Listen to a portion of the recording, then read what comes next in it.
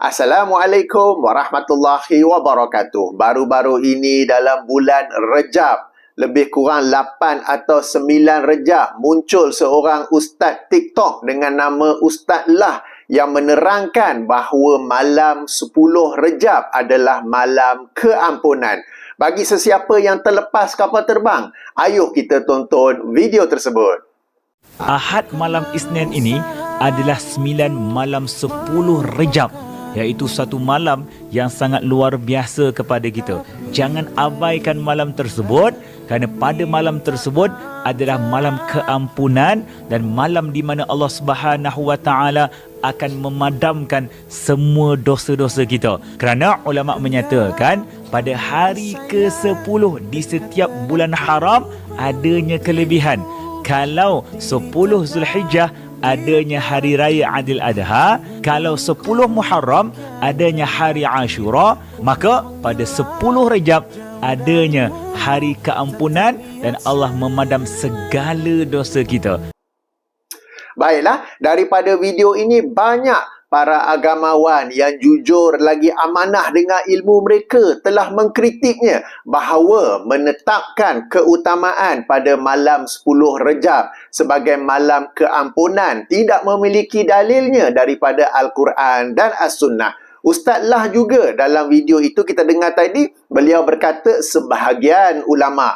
Ulama manakah itu? Bahkan di Facebook saya ada pula. Ada juga sahabat yang posting bahawa kalau rujuk dalam kitab Syiah, memang ada keutamaan pada 10 Rejab. Dan video itu dikritik hebat. Kerana Allah Subhanahu Wa Taala ini sentiasa terbuka menerima keampunan kita. Bila-bila sahaja seseorang itu ingin beristighfar, ingin bertaubat, boleh-boleh saja melakukannya pada bila-bila masa tanpa perlu menunggu pada malam 10 Rejab. Alhamdulillah, Ustaz Lah telah pun menerima teguran tersebut dan beliau telah pun memuat turun video yang pertama saya mainkan tadi dan beliau telah memuat naik video kedua. Ayuh sama-sama kita tonton. Terima kasih kepada mereka yang telah memberikan respon berkenaan tentang program yang telah kita jalankan baru-baru ini, konten yang telah kita keluarkan berkenaan tentang 10 Rejab.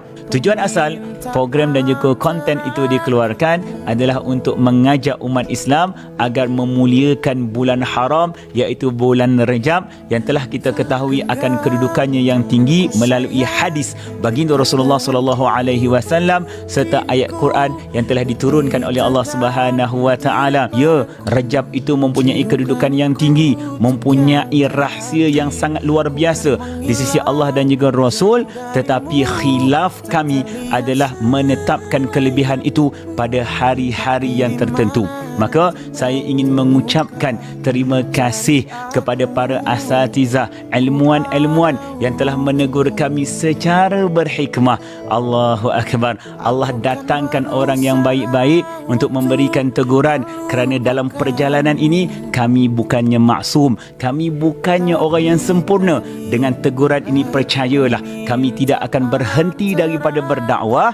Kami akan berikan sesuatu yang terbaik dan kami akan memberikan sesuatu yang sangat luar biasa selepas ini dengan sandaran daripada Al-Quran serta hadis baginda Rasulullah SAW. Dan saya mohon maaf kepada mereka yang terkesan dengan konten tersebut sehingga menyebabkan puluhan ataupun ratusan ribu di antara kalian yang bangun pada malam itu sepertiga malam untuk berdoa, membaca ayat suci Al-Quran, beristighfar dan bertahajud kepada Allah Subhanahu Wa Taala. Moga kita beramal tidak menuntut apa-apa kelebihan secara khusus, tetapi kita melakukannya kerana menuntut redha Allah. Di mana juga kita berada, apa sahaja kedudukan kita, sebesar mana ilmu kita, sebanyak mana pun follower kita, apabila teguran itu sampai kepada kita, maka berlapang dadalah, kerana itu teguran yang terbaik, kerana dengan teguran tersebut akan meningkatkan kualiti ilmu dan juga kehidupan kita. Dan ini merupakan jalan dakwah kami dan kita tidak akan berhenti, dan insya-Allah sesuatu yang sangat luar biasa akan kami berikan selepas ini. Maka Allah mudahkan segala urusan kita dan terima kasih. Terus muliakan bulan haram. Alhamdulillah. Jom berterima kasih dengan Allah. Baiklah, kita sudah pun menontonnya. Jadi sekali lagi saya ulangi bahawa Ustaz Lah telah pun menurunkan video pertama yang saya mainkan tadi. Sebab saya tengok di TikTok beliau sudah pun tak ada. Dan telah pun diganti dengan video yang baru saja kita tonton. Cuma bagi saya, tak payahlah panjang sangat. Cukuplah sekadar berkata terima kasih atas teguran, terima kasih atas pembetulan, mengaku khilaf dalam perkara ini dan saya muat turun video itu. Tak payah cerita panjang-panjang. Tapi poin penting yang saya nak highlight daripada video itu ialah Ustaz Lah berkata seterusnya nanti apabila nak muat naik konten, nak membuat sesuatu penyampaian akan diberikan ataupun akan berasal daripada Al-Quran dan juga hadis Rasulullah sallallahu alaihi wasallam. Betul ke sedemikian? Okey. Hari ini saya buat video 1 Syawal. Maaf, 1 Syakban. Okey, 1 Syakban hari Ahad. Jumaat yang baru lepas ialah Jumaat terakhir dalam bulan Rejab. Dan muncul satu lagi video daripada Ustaz Lah yang menerangkan keutamaan berzikir tertentu ketika khatib sedang berkhutbah. Okey.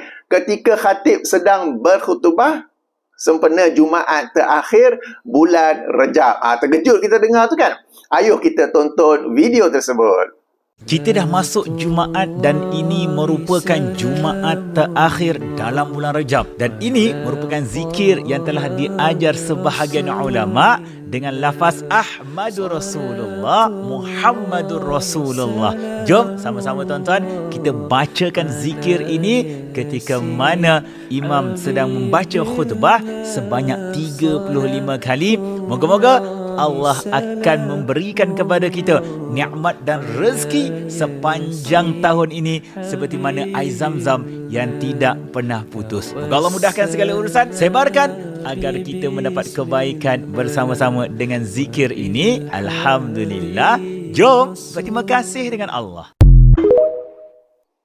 Baiklah, kita sama-sama telah menontonnya ya. Sekali lagi Ustaz Lah telah mengemukakan satu amalan yang berasal daripada ulama. Sebahagian ulama tidak berasal daripada Al-Quran dan As-Sunnah.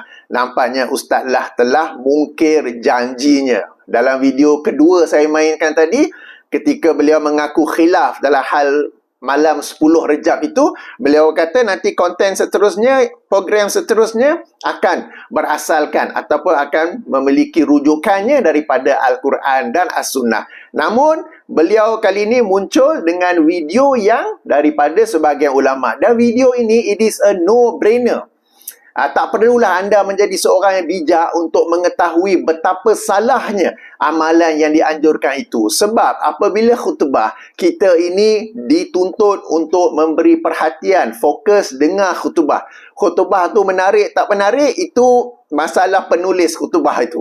Okey, tetapi tanggungjawab kita sebagai Muslim yang hadir untuk solat Jumaat ialah fokus mendengar. Sehingga kan apabila ada orang lain bercakap-cakap pun kita dilarang, ditegah dari berkata diam, supaya nanti seorang ni kata diam, nanti akan jadi dialog apa pula kan. Bahkan saya ni di Selangor dan di surau-surau di Selangor, masjid-masjid Selangor, surau-surau Jumaat, masjid-masjid di Selangor ini, khatib sebelum memulakan khutbah pun akan memberi peringatan kepada jemaah untuk jangan main handphone. Sebaliknya fokuslah kepada apa yang disampaikan oleh khatib dalam khutbahnya itu. Sekarang ni boleh pula ada orang ajar baca zikir. Kalau zikir 10 kali pun tak apa juga, boleh cepat kan? 35 kali. Kan zikir-zikir, dah berapa kali dah ni kan? Okey. Baik. Apa yang disampaikan oleh Ustaz Lah itu sebenarnya telah pun ditanya kepada Ustaz Dr. Rozaimi pada tahun 2017. Okey. Bersama saya sekarang ni, tangkap layar saya kemukakan daripada Facebook Ustaz Dr. Rozaimi bertarikh 21 April 2017. Link dalam kotak description. Link bagi video-video yang saya mainkan tadi pun dalam kotak description, kecuali video pertama. Video pertama Ustaz Lah telah pun menurunkannya. Cuma saya telah screen record lah sebelum tu. Okey. Baik. Jadi Ayuh sama-sama kita baca daripada Facebook Dr. Rozaimi ini, zikir Jumaat terakhir bulan Rejab. Assalamualaikum Dr. Admin. Allahumma salli ala Sayyidina Muhammad. Mujarab, amalan Jumaat terakhir bulan Rejab. Barang sesiapa membaca kalimat Ahmad Rasulullah, Muhammad Rasulullah dan sekian-sekian, ya. Tak apa, kita nak fokus kepada jawapan Ustaz Dr. Rozaimi. Beliau menerangkan sebagaimana tangkap layar kedua ini, bahawa bacaan itu ada dalam kitab sekian-sekian-sekian yang bermaksud sesiapa yang membaca pada Jumaat terakhir di bulan Rejab ketika khatib di atas mimbar Ahmad Rasulullah, Muhammad Rasulullah sebanyak 35 kali, tidak akan terputus duitnya selama setahun. Jadi ini adalah satu amalan yang dianjurkan oleh, saya tak sebut ulama lah, sebab ulama dia tak akan ajar orang untuk berzikir ketika khatib sedang berkhutbah. Saya ulangi ya, ulama tidak akan mengajar orang berzikir dengan satu lafaz zikir yang Rasulullah pun tak ajar ketika khatib sedang berkhutbah. Ulama tidak akan mengkhususkan satu lafaz zikir pada satu masa tanpa dalil daripada Al-Quran maupun sunnah. Para penonton yang dirahmati Allah, bagi sesiapa yang IQ tu rendah sikit, saya nak jelaskan. Di sini bukannya saya mengkritik zikir. Saya mengkritik adanya penetapan lafaz zikir tertentu, adanya penetapan bilangan tertentu, yang ini 35 kali, adanya penetapan masa tertentu, yang ini ketika khatib sedang berkhutbah. Tahu? Dan adanya fadilat tertentu, yang ini tidak akan terputus duitnya selama setahun. Semua ini mesti ada dalil. Jadi ini bukanlah ulama yang menyampaikannya, tetapi tak tahulah. Dan sekali lagi saya telah ulangi dalam banyak video-video saya sebelum ini, semata-mata sesuatu perkara itu ada dalam kitab, itu bukanlah hujah agama. Kita orang Islam ni kena bijak, jangan membodohkan diri sendiri. Asalkan ada dalam kitab, terus ambil. Asalkan ada dalam kitab, oh ini ulama yang karang. Ulama apa yang menyuruh kita berzikir ketika khatib sedang berkhutbah? Kan? Dan kita boleh fikir yang ini, macam saya kata telah, tidak berasal daripada Rasulullah, tidak pula pada masa yang bertepatan, yakni khatib sedang berkhutbah, kemudian nak pula menjanjikan duit tidak akan terputus selama setahun. Jadi amalan ini by itself, tak payah kita fikir banyak, kita dengar pun kita dah tahu ianya adalah satu kesalahan. Jadi amatlah dikesali apabila ustaz lah terus menerus menyampaikan perkara-perkara seperti ini di TikToknya. Padahal dalam video kedua yang kita sampai tadi, beliau telah pun mengaku kekhilafannya, telah pun berazam, berjanji untuk menyampaikan sesuatu yang ada rujukannya daripada Al-Quran dan As-Sunnah. Kalau nak sampaikan rujukan daripada ulama, okey, kita bukannya anti ulama, tapi fikirlah bukannya semua ulama tu ulama. Macam ini kita baca pun dah tahu dah kan, yang ulama tidak akan menulis atau menganjurkan amalan seperti ini, ya. Jadi sesuatu yang sangatlah dikesali. Moga-moga kalau video ini sampai kepada Ustaz Lah, beliau juga menurunkan video ini, sekali lagi memuat naik video bagi menerangkan perkara ini adalah bukan sesuatu yang betul, dan benar-benar berpegang kepada janji. Kalau kata nak sampaikan amalan zikir-zikir yang berasal daripada Rasulullah sallallahu alaihi wasallam, sama ada yang baginda baca atau yang baginda ajarkan kepada para sahabat, sangatlah banyak. Bukan sekadar kita ni tak sempat nak amalkan, nak baca hadis-hadis tentangnya pun tak sempat.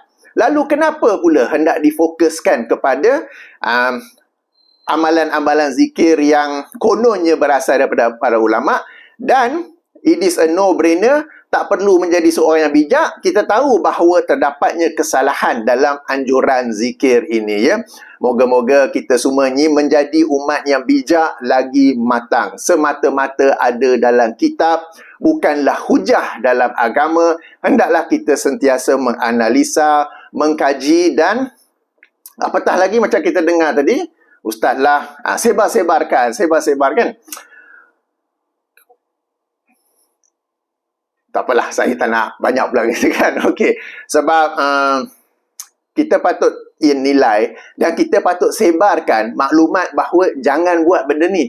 Bukan sekadar sebarkan sebab saya bimbang. Saya bimbang sebahagian orang ni suka saja buat video TikTok, suka sebarkan, suka jadi famous. Itu yang dikendakinya, bukannya amalan yang sahih daripada Al-Quran dan sunnah Rasulullah sallallahu alaihi wasallam. Baik, demikianlah sedikit ulasan dan kritikan saya. Ayuh para penonton yang dirahmati Allah, kita jadi umat Islam yang bijak lagi matang. Sentiasa menganalisa, sentiasa mengkaji. Semata-mata ada nama ulama, itu bukan hujah. Semata-mata ada dalam kitab, itu bukan hujah. Semata-mata orang yang menyampaikannya berpakaian ala-ala agama, itu juga bukanlah hujah dalam agama. Baiklah, saya tutupi dengan subhanakallahumma wa bihamdika asyhadu an la ilaha illa anta astaghfiruka wa atubu ilaika. Assalamualaikum warahmatullahi wabarakatuh.